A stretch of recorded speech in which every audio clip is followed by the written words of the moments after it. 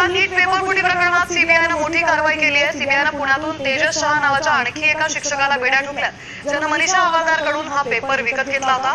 धक्कादायक बाब म्हणजे तेजस शहाचा मोबाईल नंबर जो मनीषानं हवालदारनं आपल्या मोबाईलमध्ये गौर नावानं सेव्ह केला होता। या अटकेमुळे पेपर फुटीचे धागेदोरे आणखी गडद झालेत।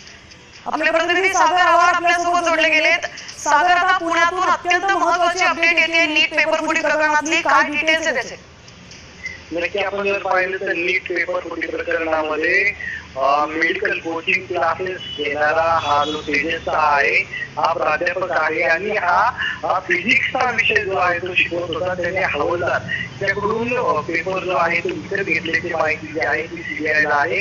आपण जर पाहिलं तर आतापर्यंत 2 जणांना जे प्राध्यापक आहे डॉक्टर शिरुरे आणि त्यानंतर आता तेजस याला अटक करण्यात आलेली आहे आणि मोठा व्यवहार जो आहे तो यामध्ये झाल्याची माहिती